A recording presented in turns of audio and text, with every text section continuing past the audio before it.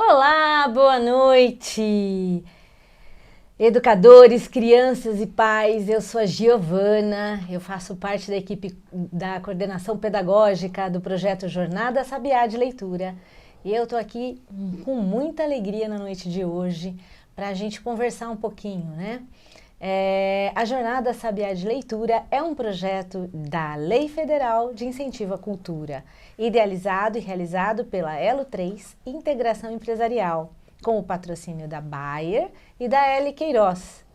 E tem o apoio da CBA e da Metallex, que foram as responsáveis por escolher cada um dos municípios que está aqui com a gente hoje e que fazem parte desse projeto. Temos também o apoio institucional nessa jornada da Undime, que faz parte da comissão que vai avaliar os projetos dos alunos e dos professores.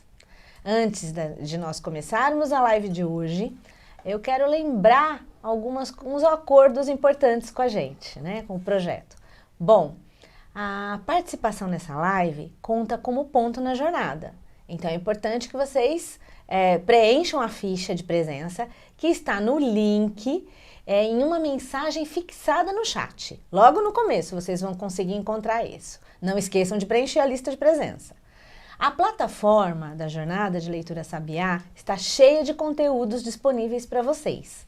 As unidades curriculares Bem-vindos, Introdução, Jornada 1 e 2 já estão liberadas. Por favor, acessem e desfrutem do conhecimento que nós preparamos para vocês lá. Ao longo dessa live, no dia de hoje, caso vocês tenham dúvida, por favor, escrevam para a gente no chat, que nós vamos tentar responder as perguntas no final do nosso encontro hoje. Só responderemos as perguntas sobre hoje, no dia de hoje nós vamos responder as perguntas sobre meio ambiente e como o meio ambiente se relaciona com as obras que estão na jornada. Para as outras dúvidas de outras naturezas, por favor, vocês mandem para nós as suas mensagens, os seus comentários nos nossos canais que estão na descrição aqui no vídeo do YouTube, tá bom? Nós estamos aqui, organizamos essa live para vocês hoje, porque o nosso percurso ele foi embasado em alguns pilares, e dos pilares importantes que para nós que preparamos a Jornada Sabiá de Leitura foi trazer a literatura com o meio ambiente. E essa semana nós celebramos o Dia do Meio Ambiente, que foi ontem, o dia 5.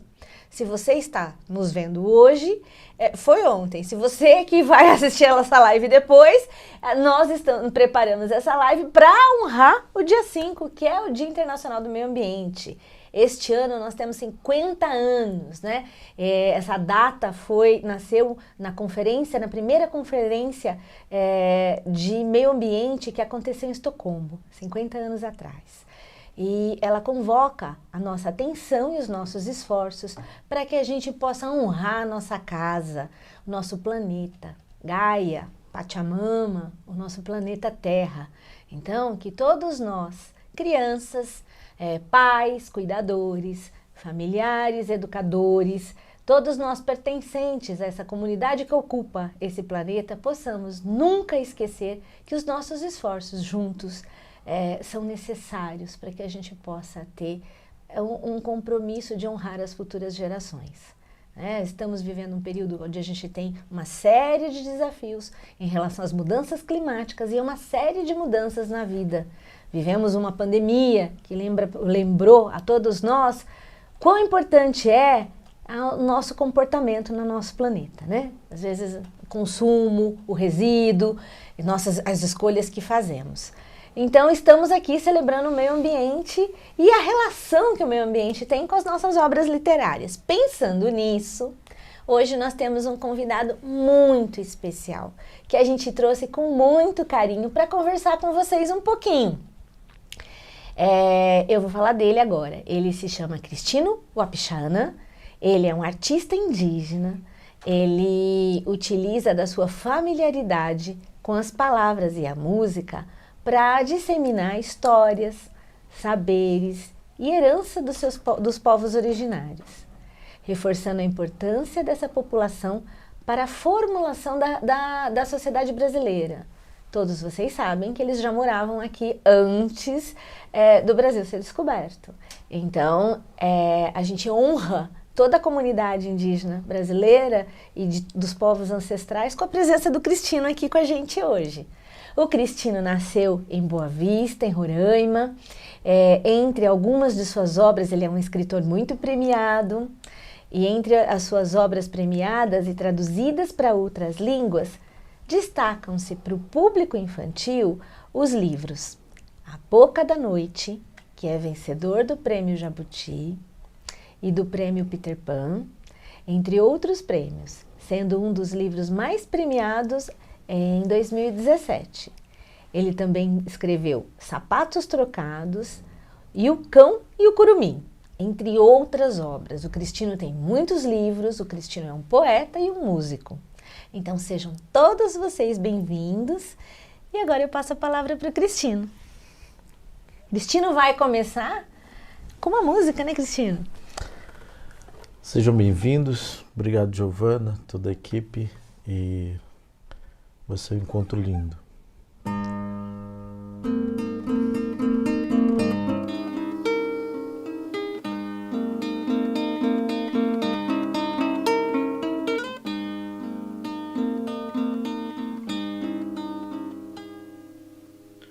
Samoro tandum, auan cajando a uti,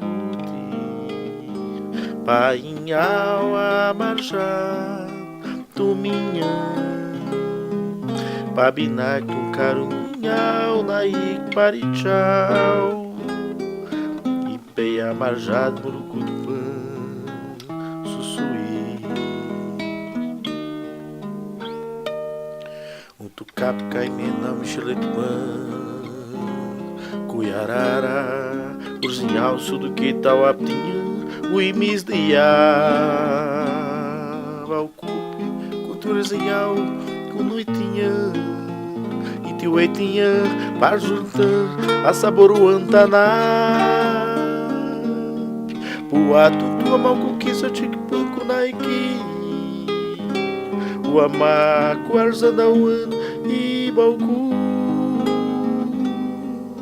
Uamactial, Tuabaco, Patipei, Cunarurubei, Uatiu, Quiros, Ipei, Chapaurã.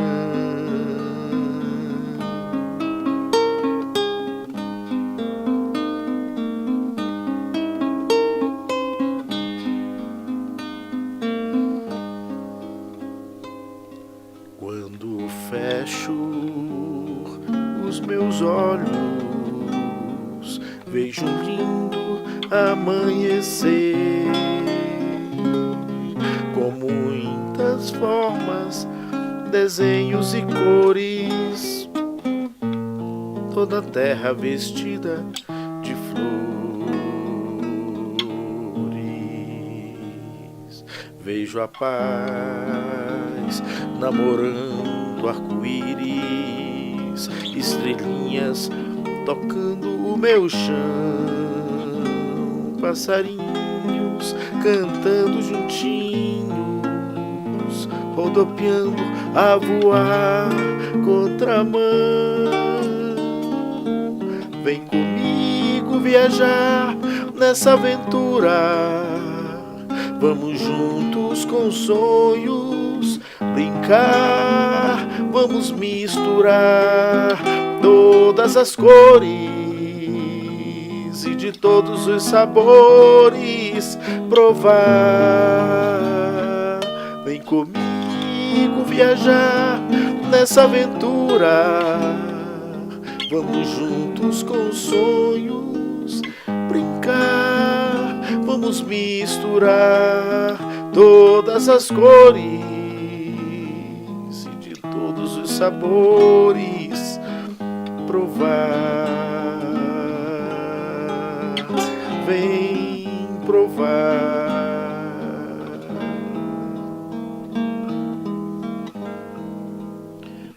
Vem provar.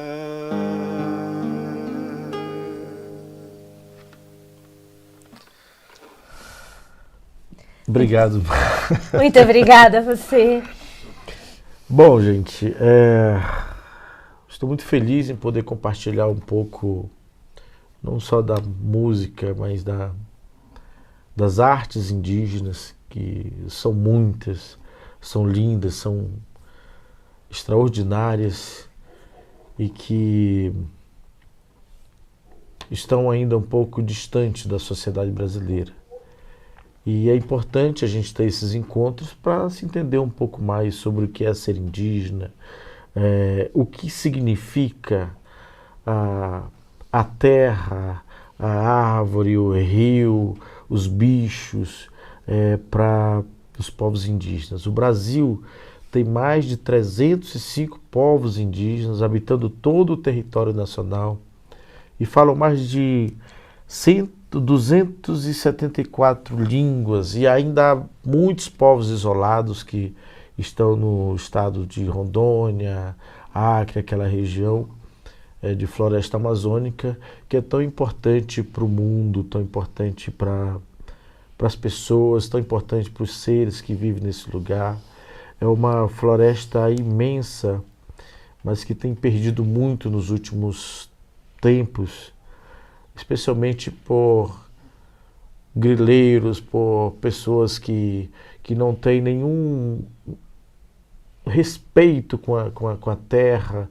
É uma pessoa que não tem respeito por ele próprio, por ele não considerar esse ar que vem da árvore, que vem do rio, que vem das algas, dos plânctons.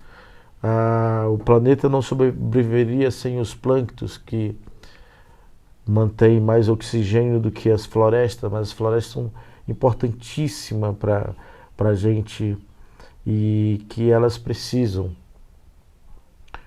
O mundo está precisando que a gente tenha mais consciência, e consciência de compreender, acima de tudo, que pertencemos a uma única humanidade. Não importa onde você nasceu, a língua que você fala, a cultura que você participa, não importa o jeito que você vê o seu Criador, ou não importa como você se traja, somos gente com o mesmo jeito de gente, com as coisas de gente, mas tem uma coisa muito importante que as pessoas não tradicionais deixaram de perceber, porque todos os povos vieram de um povo antigo que tinha uma tradição, que considerava a terra como mãe, e como mãe não dava porrada. Quem que vai dar porrada na mãe? Não tem como, não existe isso. É impossível isso. Mas quando as pessoas, algumas pessoas, veem a terra como dinheiro, como se ela tivesse uma obrigação de produzir para ela enricar, encher os bolsos de dinheiro, independente de quanto bicho ela mata, enquanto destrói a floresta, porque tudo ali vai morrer, tudo morre. E uma árvore, ela adulta, essa mangueira que você tem aí na sua escola, no seu quintal, ela joga muitos litros de água por dia para cima, que depois essas águas são devolvidas a partir das chuvas. E nós temos rios embaixo dos nossos pés imensos, e temos rios em cima. E o que acontece é um ciclo, e a árvore faz parte disso. Ela pega a água e joga a partir das folhas, e quando os rios de cima estão cheios, eles são devolvidos para a terra, para irrigar, para nos fornecer água, para nos alimentarmos, bebermos, nos lavarmos, para tudo aquilo que a gente precisa. Então, as pessoas perderam essa linha dessa ancestralidade de quando os seus antepassados tinham a visão da terra como mãe. Na minha tradição, o Wapchana, que somos filhos do sol e da lua, nós Os bichos é como se fossem primos da gente, são parentes da gente. O rio é nosso irmão.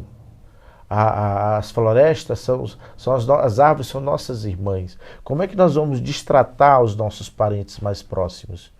Não podemos fazer isso. Então, essa linha com esse passado, ela foi cortada em algum momento.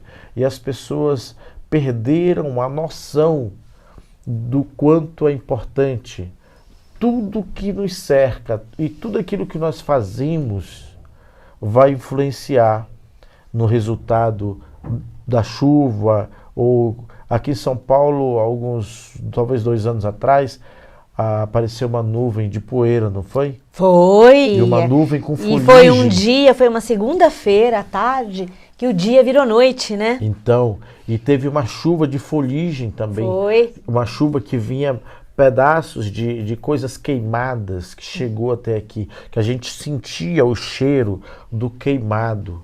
E foram pessoas que fizeram essa queima.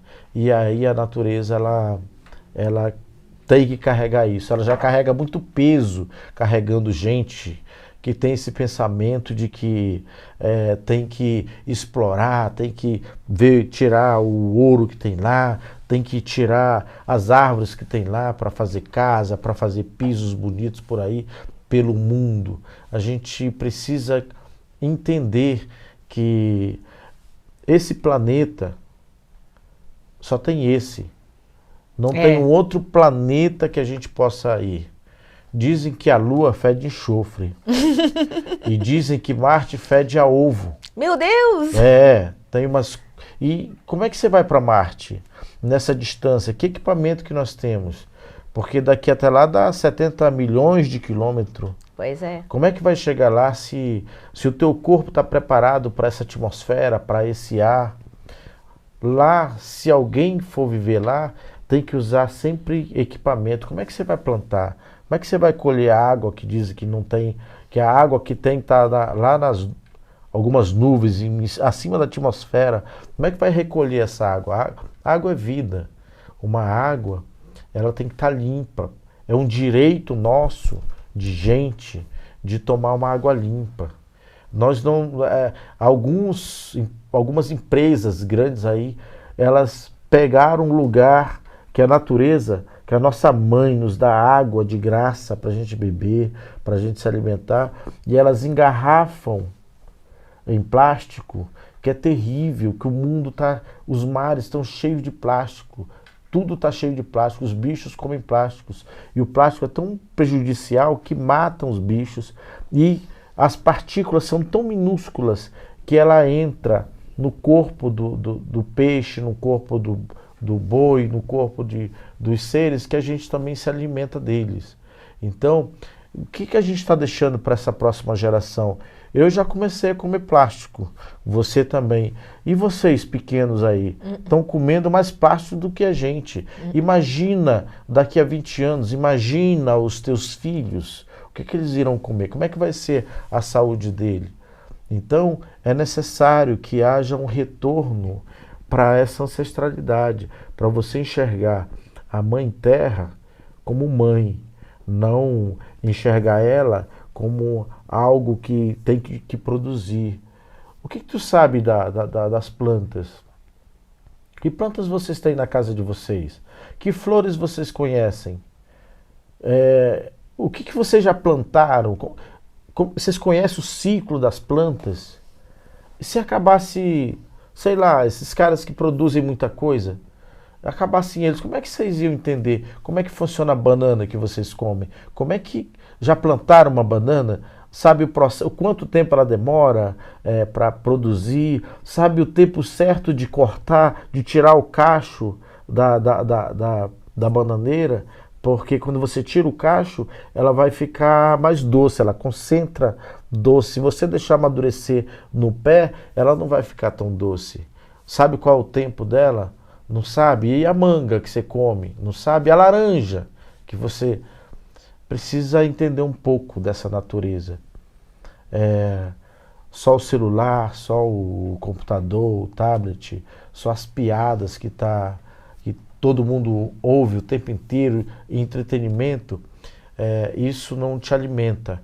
Isso é só para você se divertir e te distrair de tudo que tem no mundo. O mundo tem muita beleza, a floresta tem muita beleza, o rio tem muita beleza. Que peixe que você conhece desse rio que você tem? Você já tomou banho nesse rio que você tem aí na tua cidade? Aqui em São Paulo, eu só conheço o Rio Silveira, que eu pude ir lá tomar água dele, lá perto de Bertioga. Mas o Tietê, a gente não pode tomar água dele, não pode tomar banho, não tem peixe, não tem nada. O Pinheiro também não. O que os seus avós ensinam para vocês, o que os pais de vocês ensinam para vocês sobre a produção do seu próprio alimento? O que vocês sabem disso aí? Sabe de tanta coisa de YouTube, de tantas fofocas, mas você consegue se manter vivo por quanto tempo? Sabe, a água está suja, como é que purifica a sua água para você não ter doença? E os remédios? Quando você ficar doente, vai depender sempre da farmácia, do médico? Você precisa aprender alguma coisa das plantas que estão perto de você para te salvar. As cobras, você conhece as cobras venenosas? Sabe os lugares que elas estão? Não, mas são importantíssimas. Tudo é importante que tem vida nesse planeta, é importante. E são mais importantes do que os humanos.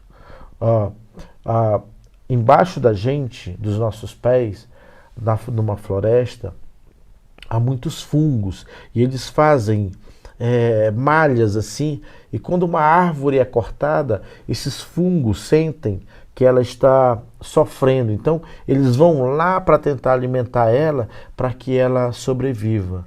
Isso bonito, é mágico. que Isso é lindo. mágico. E as minhocas que você tem nojo aí, usa só para pescar. Se não fosse ela fazendo toda essa cavação, escavando o chão, para que as árvores também respirem, as raízes respirem, o solo consiga respirar, sem elas, a humanidade não viveria 2 anos, porque tudo morreria. Então, se você não entende essa coisa do teu lugar, do nosso lugar, como é que teu filho vai viver? Dependendo de um único produtor que planta cheio de agrotóxicos para vender para você? Não, entenda um pouco mais sobre, além disso aí. A gente precisa voltar um pouco no passado, no tempo dos nossos bisavós, avós. Eu não preciso, eu vivi isso. Eu conseguia comer uma fruta banhada com a chuva. Chovia, eu ia lá nas fruteiras e comia a fruta banhada com as águas do céu. Olha que coisa extraordinária. Lindo. Tomei banho em rio limpo, pesquei, gostava de fazer isso. Eu podia conseguir ficar perdido numa floresta e podia conseguir comida. Mas se você ficar perdido, o que você vai fazer? Então, cuidar do nosso meio, não é só o nosso meio, o lugar que a gente está, mas os lugares mais distantes. E como você pode ajudar nisso? Proteste, não compre coisas que degradam o meio ambiente, que acabe com o meio ambiente. Não permita isso, porque o planeta está morrendo, o planeta está aquecendo. Se ele aquecer mais 2 graus, aquelas tempestades, aqueles tufões, aqueles furacões que tem lá para os Estados Unidos, na América Central, que chega a 300 km por hora, eles irão para 500 km por hora. Como é que o teu prédio vai resistir a 500 km por hora? Não vai ter que morar debaixo da terra. Como é que tu vai plantar se passa um furacão desse e arrebenta tudo? Como é que tu vai se alimentar? Então a gente precisa cuidar do nosso lugar. Cuida da sua casa, separe plástico. Separe os plásticos. Tem lugar que recebe os plásticos. Recebe eletroeletrônico, não descarta pilha, não descarta nada disso. Isso você vai estar contribuindo para melhorar o nosso próprio lugar. E aí, ensina isso para o teu colega, para o teu pai, fala para ele, pai, a gente precisa cuidar mesmo do nosso lugar, das nossas árvores, da nossa água, não tratar a nossa mãe terra de qualquer jeito, não pegar as coisas que a gente consumir o tempo inteiro e joga, não faz isso não, porque você está acabando com o único lugar em todo o universo que a gente pode viver respirando, desse jeito. Então, é importante a gente cuidar e não é preciso ter um dia especial para isso. Você precisa cuidar todos os dias cuidar do nosso lugar. Cristino, você falou uma coisa muito bonita. Você falou da beleza da natureza. A gente na Jornada Sabiá, nós temos esses 4 livros, né? Entre eles o Conto da Natureza, que é um livro que tem contos de vários países, você leu, você viu. A gente apresenta os contos, a autora traz os contos, são contos folclóricos, né? Então a gente tem aqui, por exemplo, A Mãe Sol, que é um conto folclórico da Austrália. E depois dos contos, a gente tem algumas sugestões de atividades lúdicas que a gente, né, apresenta por meio dessa obra para os educadores desenvolverem com as crianças. Mas você também é escritor. E aí eu quero te perguntar como você traz e qual a importância dessa beleza da natureza nas suas obras, no seu processo de escrita. Como que essa beleza chega no seu coração, como que ela aparece nas suas obras e como que você procura levar essa beleza para as crianças que estão ouvindo a gente agora, né? E como é que a gente... Como é esse caminho? Conta um pouquinho para nós. Eu busco muito na minha infância. Uma vez conversando com o Bartolomeu Campos de Queiroz, que para mim e para muitos era considerado o mago da palavra, tive o privilégio de conhecer ele. Ele falou: Cristino, tudo que eu escrevo está lá na minha infância, vou sempre beber lá.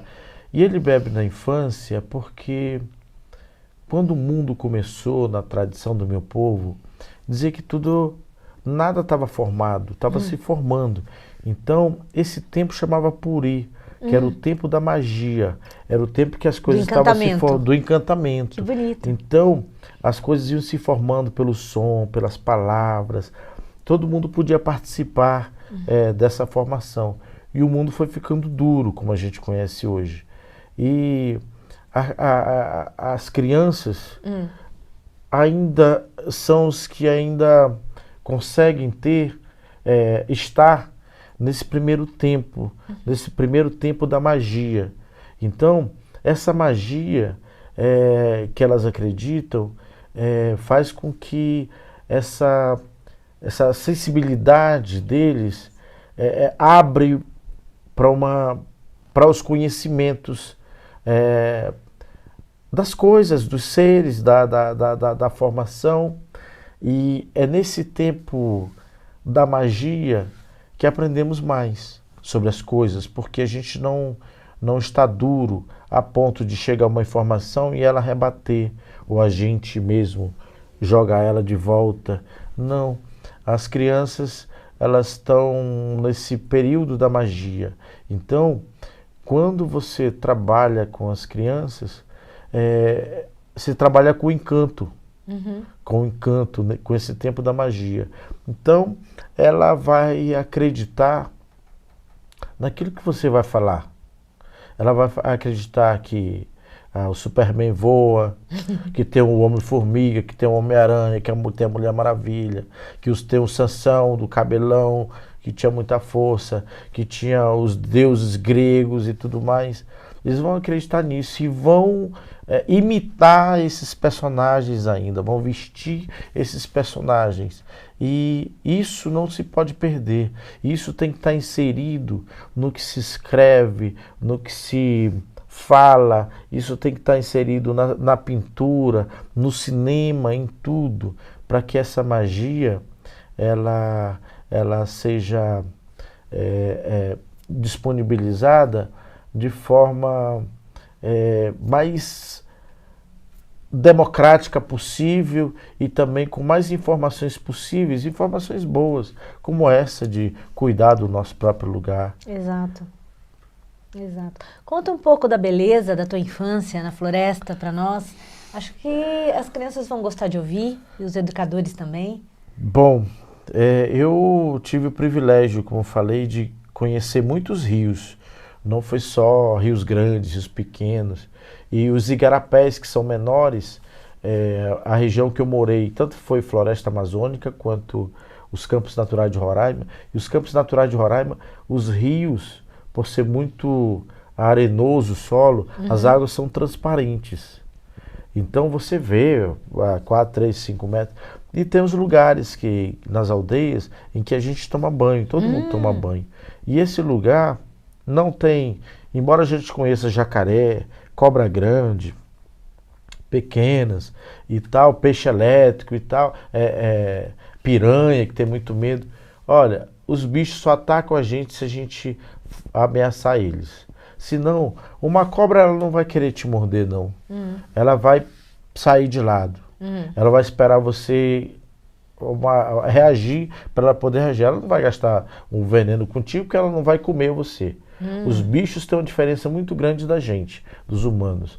Quando um bicho mata, ele está se defendendo e ele vai se alimentar daquele ser. Nós somos a única espécie que não mata para comer, né? Exatamente. É uma diferença muito grande. As cobras, elas só atacam algo grande se for muita ameaça para elas. Senão, e esses lugares, os mais velhos sempre fazem muito barulho quando está começando, para qualquer bicho ir embora. Então, as crianças sempre vão acompanhadas com o adolescente, com os tios, com os primos. Eles tomam banho à vontade, brincam e nisso correm, sobem em árvore, começam a conhecer as árvores. Eu conheço muitas árvores, muitas plantas. A diferença da goiabeira, da fibra da madeira da goiabeira é diferente de um pé de abacate, por exemplo. Uma goiabeira você pode puxa para um lado, para o outro ela não quebra. Mas o abacate, se você pendurar no galho dele, ele vai quebrar de uma vez. Ele quebra. Então, as crianças aprendem isso. E quando a gente está... As nossas brincadeiras sempre são muito físicas. Exige muito do físico. A gente cresce saudável, cresce forte. Você começa a ter noção dos lugares. Você começa a ter noção de onde você pode se pendurar. Você começa a ter noção da força que você tem.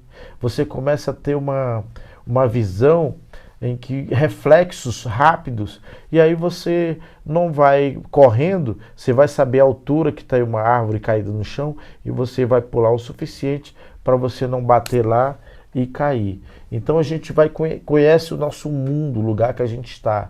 E nesse lugar que a gente está, eu nunca quebrei nada. Eu nunca conheci um indígena que tenha um braço quebrado, uma criança que quebrou uma perna, brincando. Nunca vi. Por quê? Porque desde pequeno somos treinados, o nosso corpo é treinado para todas as atividades, desde com os braços, com as pernas, movimento. O nosso olhar é muito treinado para olhar no chão, por causa das cobras e outros bichos, para olhar na nossa altura, porque algumas cobras também estão nas árvores, e para olhar para cima, para ver se a onça não está lá, para ver se não tem qualquer coisa. Quando a gente está andando numa floresta, a gente anda muito em silêncio. E a gente aprende no silêncio. Quem que aprende com alguém falando? Não tem como, né? E você vai caçar, a onça também está caçando. Então quem fizer mais barulho, eu lamento, mas vai viver pouco. Então, a nossa vida lá é diferente, por causa desses exercícios físicos. Qual o exercício físico que vocês fazem? Com que frequência? Só na hora da educação física lá, é pouco para fortalecer o teu corpo. Já comeu terra? Não, papai não deixa. Como é que tu vai ficar com a tua imunidade forte? Não vai. O teu organismo precisa de outros organismos para que haja um controle. Senão, qualquer coisinha, pegou um chuvisquinho, você adoece. Eu posso pegar chuva, não me acontece nada. Porque minha infância, eu fui conhecer guarda-chuva, já era jovem. Tinha mais de 15 anos que eu vi guarda-chuva pela primeira vez. Então a gente não usava isso. Então nosso corpo vai ficando poderoso, criando poder. Só não pode voar ainda, mas cria poder para... Ô Cristino, e você sabe ou aprendeu no seu povo a olhar para o céu e entender quando vai chover? Não só quando a nuvem está vindo, mas a entender, vai chover, vai fazer frio, você consegue? O vento, você reconhece pelo vento. Quando dá um vento meio frio, que ele chega e pegou, prepara para chuva. Tá. As formigas, se elas estão no sol, tá um calor tremendo, não tem nenhuma nuvem no céu. Se elas começarem a se agitar muito, a carregar coisa para dentro da casa dela agitada, vai chover muito, muito, muito. As cigarras, quando elas estão cantando, e de repente elas param de uma vez, vai cair chuva, vai cair chuva. Então, tem pássaros que cantam anunciando chuva. E nuvem, você olha, você precisa reconhecer se é uma chuva mesmo, está carregado. Se é uma chuva em leve, né? Ou se é uma tempestade. Ou se é só friagem. E aí, como você reconhece o frio? Elas não têm... É só um cinza, é um cinza meio que transparente. Tá. Ou às vezes ela é muito branca. Se for isso, não tem chuva. Tá. Tem frio, tá chegando frio. E tem pássaro que conta que o frio vem vindo também? Do frio eu não sei não, mas o acauã anuncia sol. Ah, que bom. Acauã. Quando você ouve ele cantar, fica tranquilo, 2 semanas de sol. Mas tinha uns pássaros que eu não lembro o nome deles, porque eles sempre passavam assim, na floresta da Amazônia. Eles faziam em V assim, ó. Aí quando ele passava no rumo do leste, aí papai falava, tá vindo chuva aí. Eles estavam migrando de um lugar para outro. Então a natureza ensina pra gente. Como é que tu vai matar o teu professor? Não pode. Não pode matar o teu professor. Então, tudo que a gente sabe, desde plantas venenosas, frutos venenosos, a gente aprendeu com os seres, com a natureza. E por isso é tão importante a gente cuidar dela. Senão, como é que ela vai cuidar? Imagina se a tua mãe adoecer, como é que tu vai ficar? Se teu pai adoecer, como é que você vai ficar? Não, você precisa aprender o básico para cuidar dele também, como ele cuida de você. Muito bom, muito bom. E quando você está escrevendo seus livros, da onde vem a sua inspiração?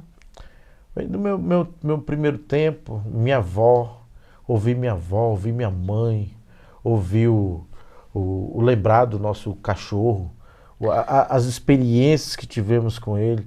Eu tenho uma história chamada O Cão e o Curumim, que foi uma história que nós vivemos. Nós ganhamos um cachorro pequeno e antes dele ficar adulto, tipo um adolescente já, nós fomos para o mato para buscar palha de ubim para cobrir a casa. E eu tinha, sei lá, talvez menos de 10 anos. E meu pai ficou muito chateado. Foi meu pai, minha mãe, meus 2 irmãos mais velhos e eu. E aí, quando fomos entrar na mata, ele reclamou para deixar o cachorro, mas estava distante, a gente ia perder muito tempo. Então, tinha que aproveitar para, como era inverno,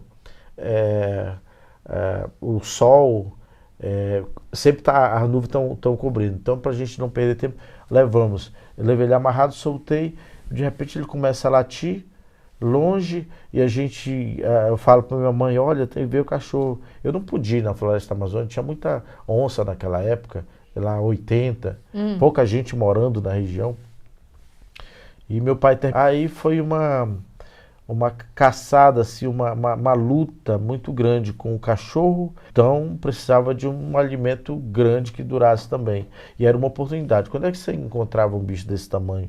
É difícil. Então eu acompanhei esse cão fazendo essa ida e vinda, e ele olhava pra gente como eu estou fazendo certo, tá, vai lá, e a gente vai, e a anta muito zangada, levantava a pata, e quando ele chegava perto ela batia assim, numa poça de água rasa assim, a água espalhava assim, e ele voltava para trás e ia de novo. Ela saía para a mata, para dentro da floresta. Eu não sei se ele mordia o calcanhar dela, só sei que daqui a pouco, acho que ela ficava tão zangada com o latido dele, faz esse moleque me acuando, eu não vou aceitar. E ela voltava correndo atrás brava. dele, muito zangada com ele. Eu sei que foram 3 vezes, ela foi e voltou, voltou. E aí ela mudou para um outro local. Tá. E ela foi mais 2 vezes. Ela foi e voltou atrás dele, foi de novo. E você com seu pai ali observando tudo isso? Tava eu, meu pai, meus irmãos, só que a gente estava subindo uma árvore. Porque a anta, quando ela fica muito zangada, ela vem e ataca. E quando ela bate, tem casos que ela matou pessoas, sabe? Ela é muito forte. Aliás, é o mais forte entre os animais da América do Sul. é a anta. Até mais que a onça não pega a anta, por exemplo. Ela tem uma pele dessa grossura. Como é que ela vai matar a anta? Não dá. Nossa. Então, terminamos desabatendo e foi uma coisa muito incrível. Eu lembro que eu levei o coração, levei outras partes assim. E o cachorro animado, animado. Feliz E da a vida. partir disso, quando meu pai às vezes viajava, ia meus 3 irmãos, eu e minha mãe com esse cão para a floresta para a gente procurar alimento e normalmente voltávamos com alguma coisa que ele caçou. E aí ele morreu também pouco tempo depois, com uma doença que começou pelo rabo e aí entrou no corpo dele, foi caindo os pedaços. Como foi muito marcante para a nossa vida, eu resolvi escrever o livro O Cão e o Curumim, que é lindo mesmo. E dediquei minha mãe era uma guerreira demais, caçadora. E tem uma frase de efeito desse livro que diz que o sentido da existência está na cor do encontro.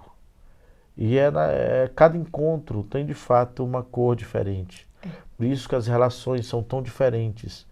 Então, foi muito importante ter vivido essa experiência, ter vivido com esse cão por um tempo. E eu quero escrever a segunda parte quando ele vai partir. É uma coisa muito marcante para a nossa vida e que as pessoas precisam ter essa experiência. Como você não vai para a floresta, tá no Cão e o Curumim, essa aventura maravilhosa. Encontro com a minha avó, que morreu aos 105 anos, mas eu considero como minha guia, que me ajuda nessa escrita. E eu faço uma homenagem a ela nesse livro, que tem um encontro lindo com esse menino, a relação do avô, dos meus pais, a família, é lindo. As minhas experiências com o fogo. Conta pra nós um pouco. A experiência com fogo. Quando a minha mãe acendia o fogo cedinho, eu pegava um pedacinho de madeira de lasca e encostava assim em cima da brasa, assim, um pouco acima assim. E aí aquela madeirinha ia mudando de cor, ia escurecendo, até que magicamente fazia pum, explodia numa chama. Uau! Era tão lindo, tão lindo. E às vezes eu ficava vendo, mas que coisa que ele dançava assim. E aí, de repente ele apagava, eu soprava, às vezes acendia, às vezes não acendia. E aí eu pensei nos encontros, como seriam os encontros? E às vezes a nossa parede era de palha e o raio do sol entrava assim. Que de uma bonito. vez eu peguei o raio de sol na mão, assim, aí eu deixei ele como se criasse confiança em mim. E aí ele estava lá e começamos a brincar, eu deixava ele passar pelo meu corpo e tal. Só que daqui a pouco ele começou a desaparecer. E eu deixei ele no centro da mão, assim. Ele foi desaparecendo, desaparecendo. Aí ficou só a cor da minha mão. E aí eu fiquei pensando, nosso encontro foi tão bonito, ele foi para onde agora? Que encontro que ele foi?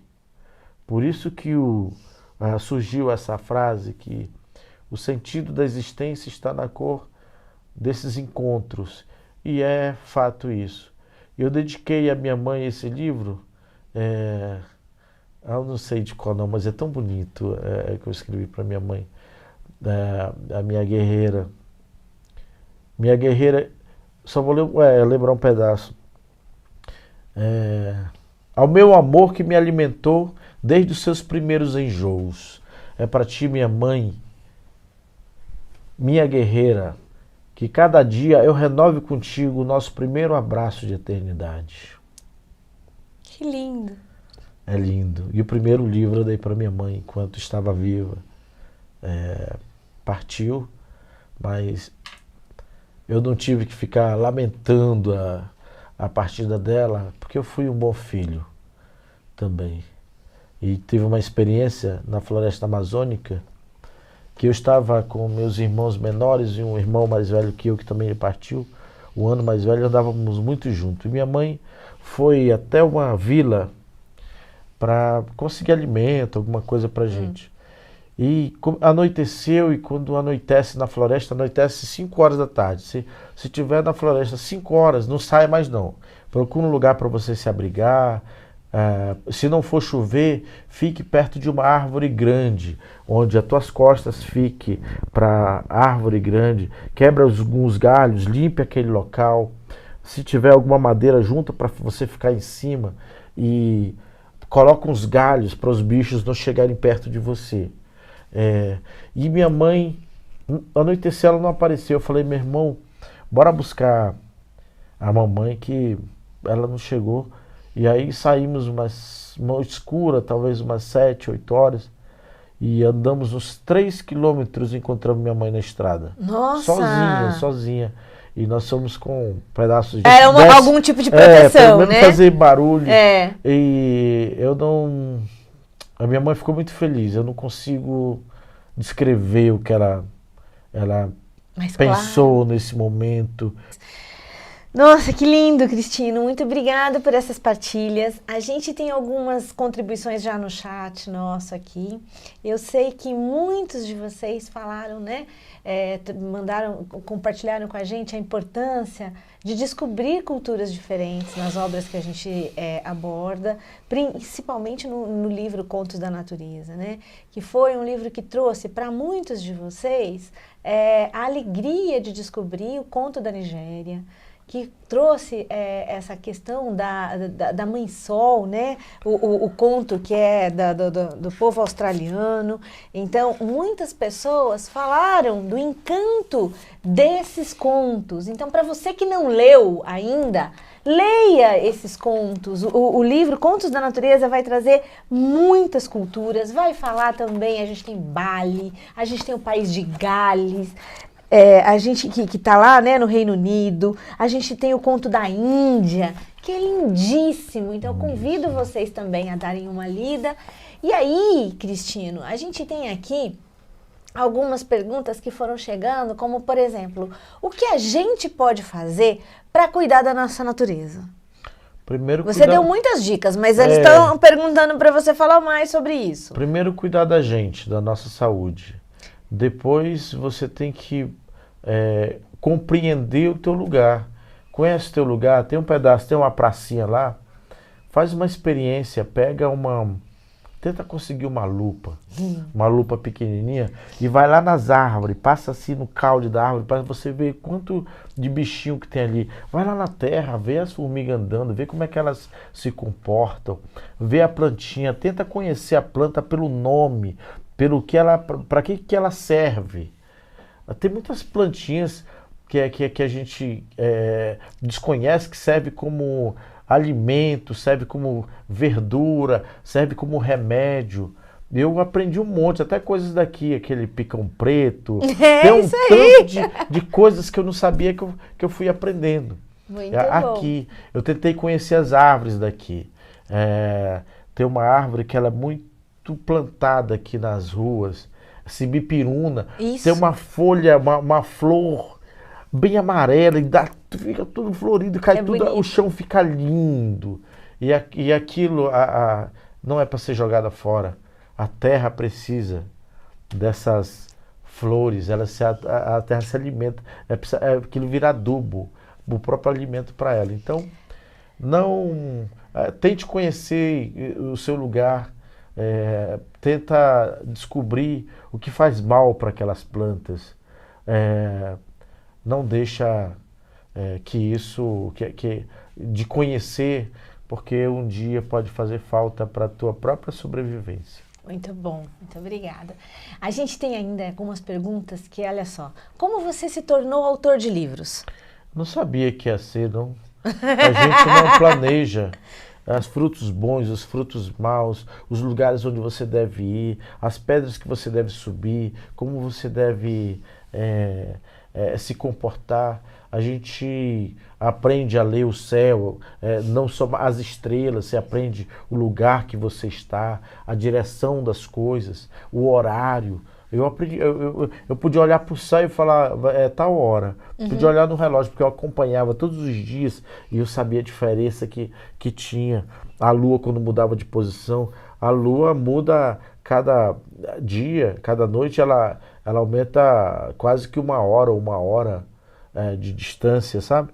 Para ela poder mudar de fase. Então, E ela Você muda de faz- fase a cada muda. 28 dias, né?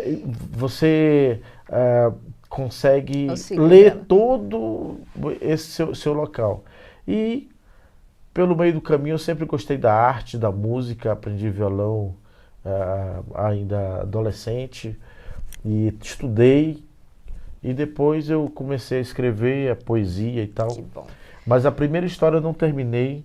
E depois eu publiquei um livro, A Onça e o Fogo, em 2009, acho que aos 38 anos. E aí publiquei outros livros, já estou com 9 livros publicados sozinhos. E esse ano deve sair mais alguns títulos aí, que estavam acumulados aí pelo caminho. Mas, embora eu tenha passado pela música, passei um pouco pelo cinema, foram as histórias, foi a escrita que eu falei, é isso. É a escrita que eu passo horas, às vezes, em uma frase, tentando descobrir. É a escrita que me faz contemplar as coisas, olhar para o tempo, olhar o movimento das nuvens, sabe? Acompanhar a mudança das embaúbas, dessas florestas que a gente tem, quando você está viajando assim e você vê aquelas folhas cinzas, aquelas copas bem cinzas, dentro daquele verde, é embaúba. E elas sempre estão mudando, é lindo acompanhar tudo isso. Então, eu não me tornei, não digo que foi por acidente, mas não foi porque eu busquei isso, que eu queria isso, não. Mas aconteceu na minha vida e eu sei que é isso que eu consigo colocar com as palavras aquilo que eu penso sobre o mundo, sobre as coisas, e conto essas histórias que tem nesses livros que são bonitas.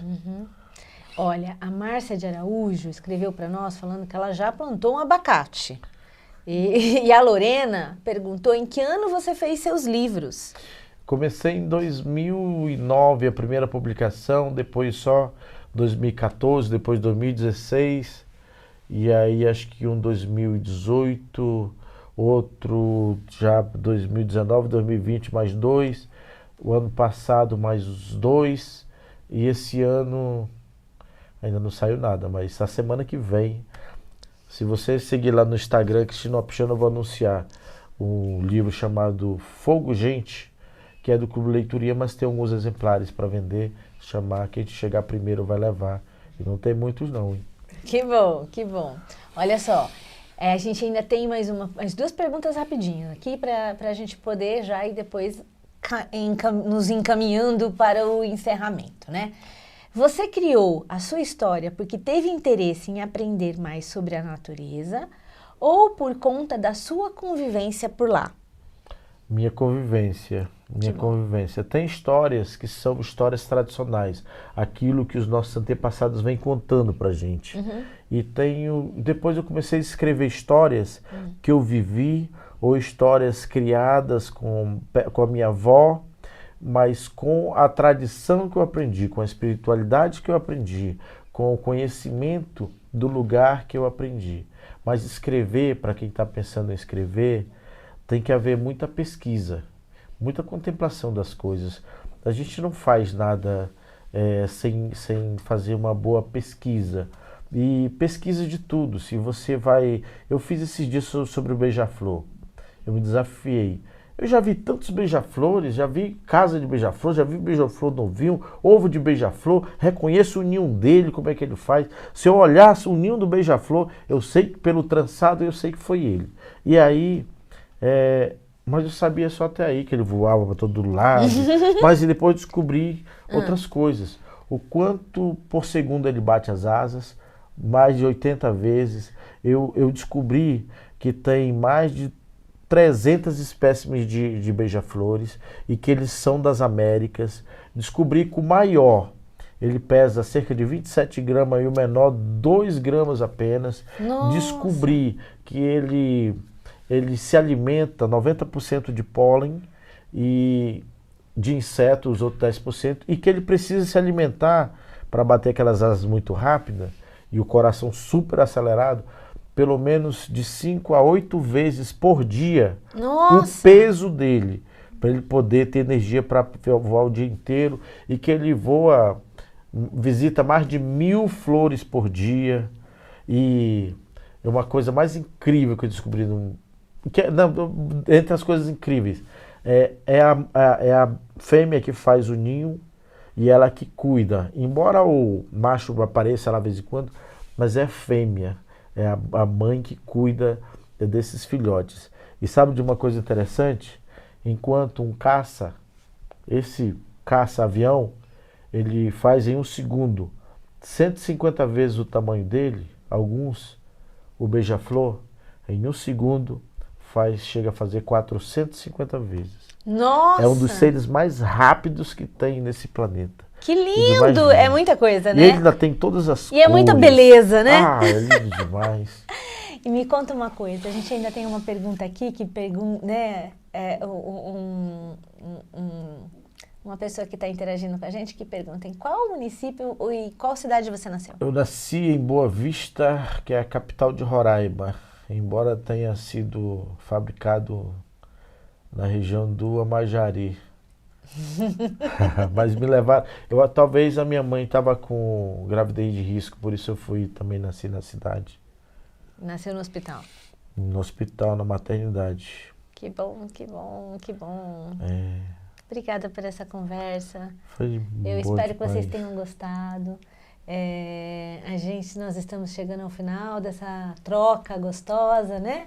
Foi uma conversa bastante inspiradora, com muito carinho. O Cristino veio aqui, a gente convidou o Cristino e ele veio contar para nós aqui um pouco da trajetória dele. A gente vai deixar os livros dele como sugestões de leitura também na nossa plataforma.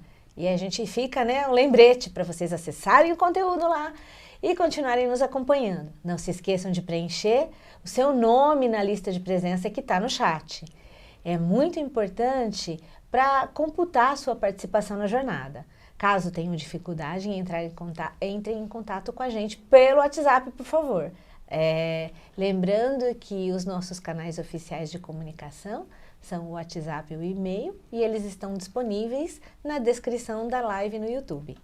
Todas as novidades são postadas no Instagram e no Facebook. Então fiquem espertos, nos acompanhem, nos sigam, de olho nesses canais de comunicação também. Os links para os canais estão todos na descrição da nossa live. Muito obrigada pela companhia e até a próxima. Uma boa semana do meio ambiente para vocês. Obrigada, Cristino. Obrigado, Giovana. Obrigado a todos vocês aí. E sem natureza não tem vida. Que vivamos muito. Amém.